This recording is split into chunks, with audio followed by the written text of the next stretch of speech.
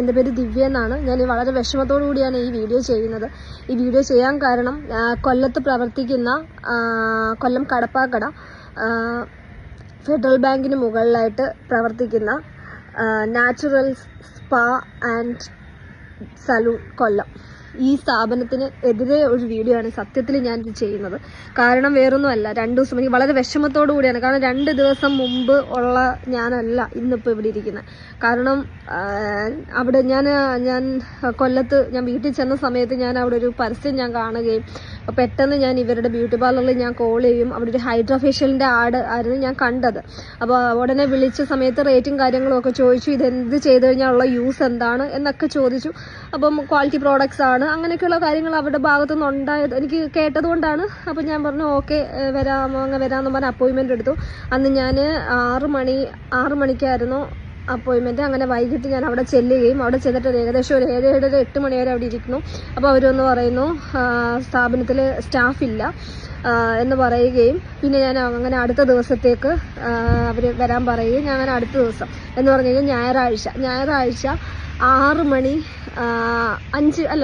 4 മണിയൊക്കെ ആയ സമയത്ത് അങ്ങനെ ഞാൻ അവിടെ പോവുകയുണ്ടായി. അവിടെ പോയ സമയത്ത് ഇവർ നമ്മൾ പലരും സ്കിൻ കെയറിനെ കുറിച്ച് വളരെയധികം ബോധവാന്മാരാണല്ലേ. അതിനു വേണ്ടിയിട്ട് കൂടുതൽ പേരെന്ന് വെച്ചാൽ വൈറ്റനിങ് ക്രീംസ് ഉപയോഗിക്കുന്നവരുണ്ട്, അതുപോലെ ബ്യൂട്ടി പാർലർ പോകുന്നവരുണ്ട്. പിന്നെ മറ്റു ചിലരെന്ന് പറയുമ്പോൾ ഡെർമറ്റോളജിസ്റ്റിനെ കണ്ടെത്തിയിട്ട് അവരുടെ സ്കിന്നിന് അനുയോജ്യമായിട്ട് ട്രീറ്റ്മെന്റും കാര്യങ്ങളൊക്കെ എടുത്ത് സ്കിന്നിനെ സെക്യൂർ ആയിട്ട് വെക്കുന്ന അങ്ങനെയുള്ള ചിലരുണ്ട്. പക്ഷെ കൂടുതലെന്ന് പറഞ്ഞു കഴിഞ്ഞാൽ ഡെർമറ്റോളജിസ്റ്റിന്റെ അടുത്ത് പോയിട്ട് നമ്മൾ കൺസൾട്ട് ചെയ്യുമ്പോൾ വളരെയധികം പൈസയാവുന്നുണ്ട്. കാരണം വെച്ച് കഴിഞ്ഞാൽ സ്കിൻ കെയർ പ്രോഡക്റ്റ് അതിന്റെ ക്വാളിറ്റി കൂടുന്നതിനനുസരിച്ച് തന്നെ വിലയും കൂടും. അപ്പം അതുകൊണ്ട് തന്നെയാണ് കൂടുതൽ പേരെന്ന് പറഞ്ഞു കഴിഞ്ഞാൽ ഇങ്ങനെ ഡെർമറ്റോളജിസ്റ്റിന്റെ അടുത്ത് പോയിട്ട് ട്രീറ്റ്മെന്റ് ചെയ്യാതിരിക്കുന്നത്. ഇതുപോലുള്ള ബ്യൂട്ടി പാർലറും കാര്യങ്ങളൊക്കെ നമുക്ക് ഓഫർ തന്നുകൊണ്ട് തന്നെ നമ്മുടെ മോഹന വാഗ്ദാനങ്ങളൊക്കെ നൽകിയിട്ട് അതിലേക്ക് തന്നെ നമ്മളെ ആകർഷിച്ചു കൊണ്ടുപോവുക ചെയ്യുന്നത്. അപ്പൊ അതിൽ ചിലരെങ്കിലും പോയി പെട്ടിട്ട് ഇതുപോലെ ചതിക്കുഴികളിൽ വീഴും. അപ്പൊ ദിവ്യ എന്ന് പറയുന്ന ഒരു കുട്ടിക്ക് വന്നിട്ടുള്ള അനുഭവമാണ് ഈ കേട്ടേക്കുന്നത്. അപ്പൊ ഇത് കുറച്ചുകൂടി ഡീറ്റെയിൽ ആയിട്ട് അവർ പറയുന്നുണ്ട്. ഇവർ സ്വന്തം ഇൻസ്റ്റഗ്രാമിലും അതുപോലെ തന്നെ ക്യാൻവാസ് മീഡിയ എന്ന് പറഞ്ഞിട്ടുള്ള ഒരു ചാനലിലും അവർ ഇന്റർവ്യൂ കൊടുത്തിട്ടുണ്ട്. അതിലാണ് കൂടുതൽ കാര്യങ്ങളും പറഞ്ഞിട്ടുള്ളത്. അപ്പൊ നമുക്ക് അതിന്റെ കുറച്ച് ഭാഗങ്ങളിലേക്കൊന്ന് കിടക്കാം. ഇത് ഞാന് ഈ വരുന്ന ശനിയാഴ്ച വൈകിട്ട് ഞാൻ ഇങ്ങനെ ഒരു വീട്ടിൽ വന്ന സമയത്ത് ഇതുപോലെ ഒരു ആഡ് ഞാൻ കണ്ടു. അതിന്റെ കിടക്കുന്നത് ഹൈഡ്രാ ഫേഷ്യലിനെ പറ്റിയിട്ട് ഒരു സംഭവമാണ്. അപ്പൊ ഞാൻ ഇതുവരെ ചെയ്തിട്ടില്ല. അപ്പൊ അത് ജസ്റ്റ് അതെന്താണെന്ന് അറിയാൻ വേണ്ടിയിട്ട് ഞാൻ ജസ്റ്റ് അവരെ ഒന്ന് കോൾ ചെയ്തു. അപ്പൊ ഞാൻ ചോദിച്ചു ഇത് ചെയ്താൽ എന്താണ് യൂസ്, അപ്പം എന്തൊക്കെ പ്രോഡക്ട്സാ യൂസ് ചെയ്യുന്നത്, അപ്പൊ അങ്ങനെയൊക്കെ ചോദിച്ചപ്പോൾ ഡീറ്റെയിൽ ആയിട്ട് എനിക്ക് കാര്യങ്ങളൊക്കെ പറഞ്ഞു തന്നായിരുന്നു. അപ്പോൾ അങ്ങനെ ഞാൻ പോയി ഒരു 6 മണിയായപ്പോൾ ഞാൻ അവിടെ ചെന്ന് ഏകദേശം 8 മണി വരെ അവിടെ ഞാൻ വെയിറ്റ് ചെയ്തു. അപ്പൊ അവര് സ്റ്റാഫ് ഇല്ല എന്നൊക്കെ പറഞ്ഞിട്ട് 8 മണിയായപ്പം എൻ്റെ അടുത്ത് പറഞ്ഞു ഇങ്ങനെ ചെയ്യാൻ പറ്റത്തില്ല. ചെന്നപ്പോഴേ ഞാൻ ചോദിച്ചായിരുന്നു ഒരുപാട് നേരം വെയിറ്റ് ചെയ്യണോ, അപ്പൊ അവര് പറഞ്ഞു ഇല്ല വെയിറ്റ് ചെയ്താൽ മതി നമുക്ക് ചെയ്യാന്നൊക്കെ പറഞ്ഞു. 8 മണിയായപ്പോ അവര് പറഞ്ഞു ഇല്ല സ്റ്റാഫുകളൊക്കെ പോകാൻ തുടങ്ങി, ഇനിയിപ്പോ പാടാണ്. അങ്ങനെ ഞാൻ അന്ന് ചെയ്യാതെ ഞാൻ തിരിച്ച് വീട്ടിൽ പോയി.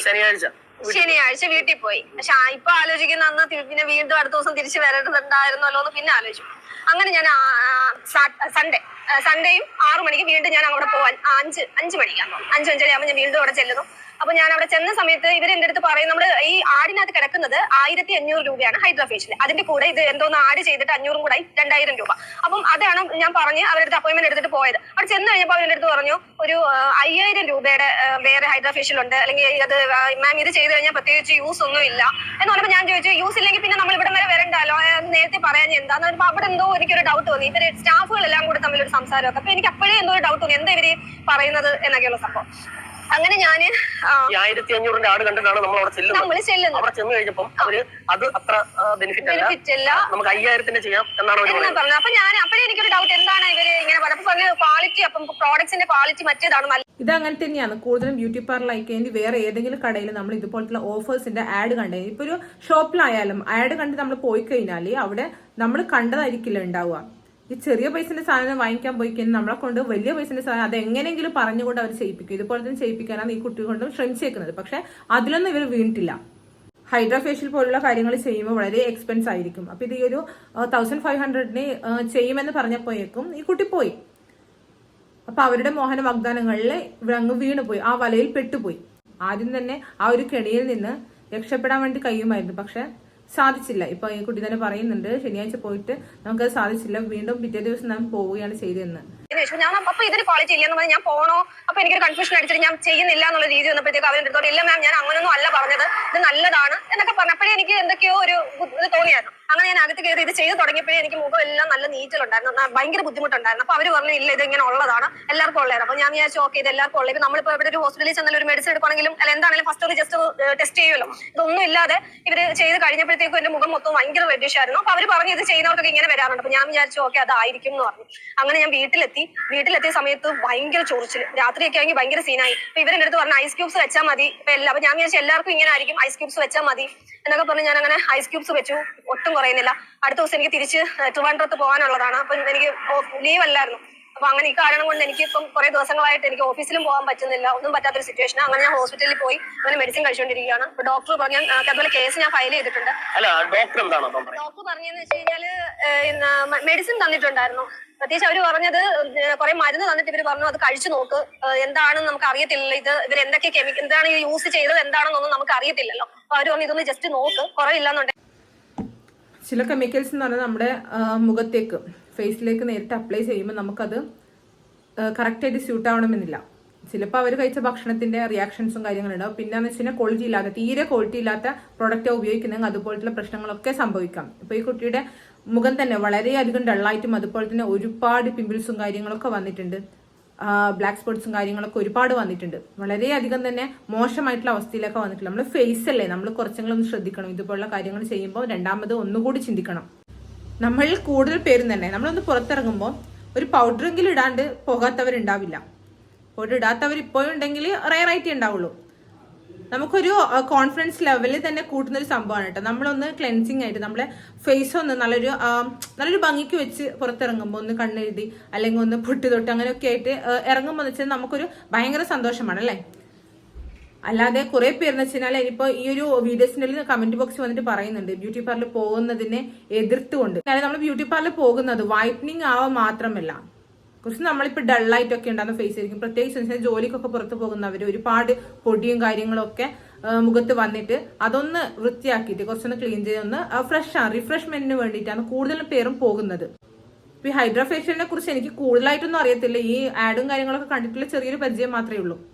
എന്നാലും നമ്മുടെ ഫേസ് ആണ്, നമ്മൾ എന്ത് ചെയ്യണം, കൂടുതൽ നമ്മുടെ ഫേസിലേക്ക് നേരിട്ട് എന്തെങ്കിലും ഒരു സംഭവം അപ്ലൈ ചെയ്യുമ്പോൾ അതിന്റെ ക്വാളിറ്റി നമ്മൾ എന്തായാലും ചെക്ക് ചെയ്തിരിക്കണം. ഇപ്പൊ ഒരു സൺസ്ക്രീൻ ആണ് ഉപയോഗിക്കുന്നുണ്ടെങ്കിൽ അതിന്റെ SPF അതൊന്ന് നോക്കണം, 30യോ 50യോ അങ്ങനെ എന്തെങ്കിലും ഒന്ന് നോക്കണം. അതിൽ കുറഞ്ഞതാവുമ്പോൾ നമുക്കത് ഉപയോഗിച്ചിട്ട് കാര്യമില്ല, ആ ഒരു ലെവലിലാണ് ഉണ്ടാവാന്. വാങ്ങിക്കുന്നുണ്ടെങ്കിൽ കുറച്ച് ക്വാളിറ്റി ഉള്ള സാധനങ്ങൾ വാങ്ങിച്ചിട്ട് ഫേസിലേക്ക് അപ്ലൈ ചെയ്യാം. അല്ലാതെ ക്വാളിറ്റി കുറഞ്ഞ സാധനം നമുക്ക് എന്തായാലും ചെറിയ റേറ്റിന് ഒരാൾ ചെയ്യുമ്പോൾ ഒരാൾ നമ്മളെ നന്നാക്കാൻ വേണ്ടി ഒന്നും ചെയ്യില്ലല്ലോ.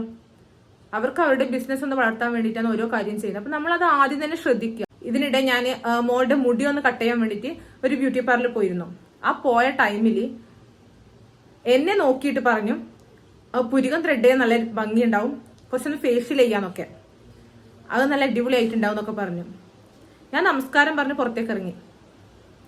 കാരണം വെച്ച് കഴിഞ്ഞാൽ ഇതുവരെ ചെയ്യാത്ത സംഭവമാണ്, ചെയ്തിട്ട് ഇടങ്ങേറാവും ചെയ്യേണ്ട, താല്പര്യമില്ലാത്ത കേസുമാണ്. അപ്പൊ താല്പര്യം ഇല്ലാന്നുണ്ടെങ്കിൽ അത് താല്പര്യം ഇല്ലാന്ന് തന്നെ വെച്ചേക്കണം. അതിന് അവർ പോയി കഴിഞ്ഞാൽ അവർ നമ്മളെ നോക്കിക്കൊണ്ട് പറയാം, മുഖം നോക്കി ലക്ഷണം പറയുന്ന പോലെയാണ് അവർ പറയാം. എനിക്ക് അനുഭവമുണ്ട്.